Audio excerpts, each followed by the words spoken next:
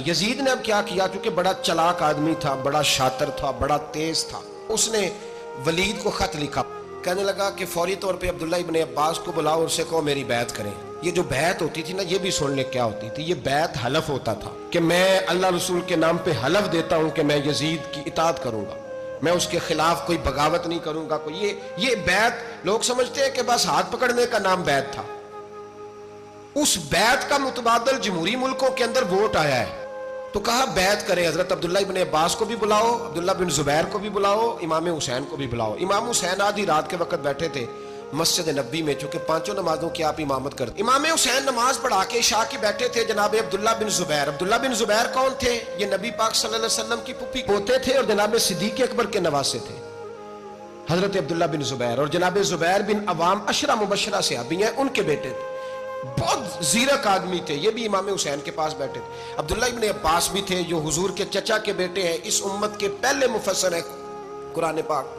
ये लोग बैठे थे तो वलीद ने एक बंदा भेजा, उसने आके कहा जनाब आपको गवर्नर साहब ने बुलाया है। तो अब्दुल्ला बिन जुबैर कहने लगे हुसैन इस वक्त बुलाने की बात समझ में नहीं आई। तो इमाम हुसैन बड़े बसीरत वाले थे, अल्लाह ने बसीरत दी थी।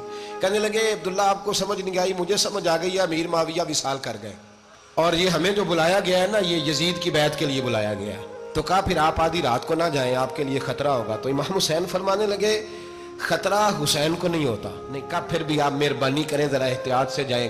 तो जनाब अब्दुल्ला इब्ने जुबैर ने, अब्दुल्ला इब्ने अब्बास ने 14 बंदे नेज़े दे के, तलवारें दे के इमाम हुसैन के साथ भेजे और कहा कि इमाम हुसैन अगर उसने कोई गलत मलत बात की ना, जबरदस्ती बैत करने का कहा, तो आप बस कोई एक बात ऊंची आवाज में कर देना, ये सिपाही पीछे आ जाएंगे। इमाम हुसैन उन 14 बंदों को लेकर गवर्नर हाउस पहुंच गए। जब आप वहां पहुंचे, उसने बताया, उसने कहा जी हजरत अमीर माविया इंतकाल कर गए और आपने यजीद की बैत करनी है। तो इमाम हुसैन फरमाने लगे मैं छुप के बैत नहीं करूंगा, मजमा लगाओ, जुमे वाले दिन ऐलान करो, जो तरीका है हजरत अबू बकर सिद्दीक का, जो तरीका है हजरत उमर फारूक का, जो अंदाज हजरत उस्मान गनी का है, जो मौला अली का है, सरेआम ऐलान करो। अगर सारी दुनिया यजीद की बैत करेगी तो मैं भी तैयार हूं। तुम मुझसे बैत लेके फिर लोगों को बताना चाहते हो कि हुसैन बैत हो कर रहे हैं, तो तुम क्यों नहीं कर रहे? मैं आम आदमी नहीं हूं, लिहाजा छुप के बैत नहीं करता। जब ये बात की ना, तो वलीद बड़ा नरम दिल था और इमाम हुसैन की शान को जानता था। वो जानता था ये नबी पाक का खानदान है। उसने कहा जी मुझे तो हुक्म था, बाकी आप हुजूर के नवाज हैं, मैं कर कुछ। वहां एक बड़ा बदबख्त शख्स बैठा था, अब्दुल मलक बिन मरवान। वो वलीद से कहने लगा कि अगर हुसैन आज तुम्हारे हाथ से निकल गए तो तुम्हारे लिए बहुत बड़ा मसला खड़ा हो जाए, इन्हें जाने ना देना, या बैत कराओ या इनसे कहो जंग के लिए तैयार हो।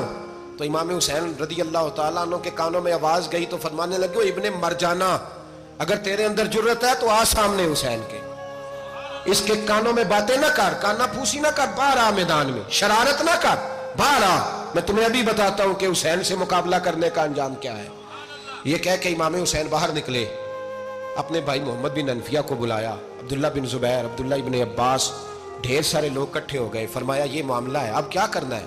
तो वो कहने लगे हुजूर वक्त अभी मुनासिब नहीं है, आप इस तरह करें, यहाँ रुके, हम मक्के से, इराक से, कूफे से लोगों को बुलाते हैं, यहाँ एक बड़ी मजलिस मुशावरत कायम करते हैं। इमाम हुसैन फरमाने लगे अगर तुम मुशावरत कायम करोगे तो वलीद और अब्दुल मलक बिन मरवान वो तो जंग करने को तैयार है, और नबी पाक ने फरमाया एक मेंढा होगा जिसकी वजह से मदीने की गलियों में लहू बहेगा।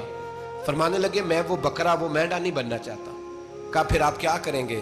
तो इमाम हुसैन रो पड़े, फरमाने लगे मैं मदीना छोड़ जाऊंगा, लेकिन मदीने की हुर्मत पामाल नहीं होने दूंगा।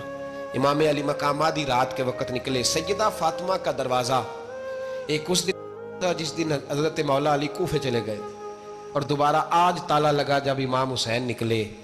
आप जन्नतुल बकी के पीछे खड़े होकर हुजूर का रोजा देखने लगे।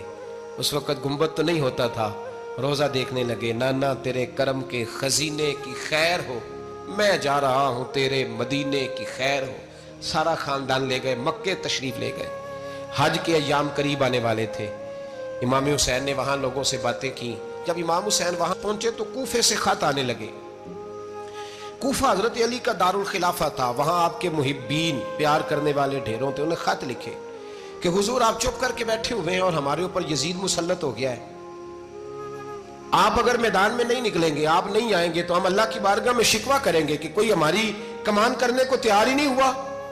और वो खात 1 2 3 नहीं आए, वो खात इतने थे कि 3 बोरियों में भरे थे इमाम हुसैन। 3 बोरियों में। अब मजबूरी हो जाती है, हक के लिए कई दफा बात करना मजबूरी होती है, अगर नहीं करेगा तो फिर इसको भी कब्र में जवाब देना पड़ेगा। इमाम अली मकाम रदी अल्लाह ताला अन्हो ने मक्के में अब लोगों को जमा किया मशवरे के लिए। हर बंदे ने कहा हुजूर वो बुला तो रहे हैं पर अपने वादों के पक्के। कहा हुजूर वो पक्के नहीं, आप ना जाएं। हर बंदे ने कहा हालात ठीक नहीं, हालात ग्राउंड रियलिटी सही नहीं। यही मशवरा आज भी हर बंदा देता है, अभी हालात नहीं। इतने खराब हालात कभी नहीं हुए थे जितने इमाम हुसैन के दौर में थे। लेकिन फरमाया मैं दीन के खिलाफ गलत हुक्मरान को मुसल्लत होने की इजाजत, बोल के बताइए, बोल के, गलत हुक्मरान को मुसल्लत होने की इजाजत मुजाहमत करूंगा, मुखालफत करूंगा। इमाम कहने लगे कोई बात नहीं, वो मेरे साथ चले ना चले लेकिन मैं कूफे जाऊंगा। वो लोग मेरे साथ खड़ा होने को तैयार है तो वो झूठ है या सच है पर मैं चलूंगा।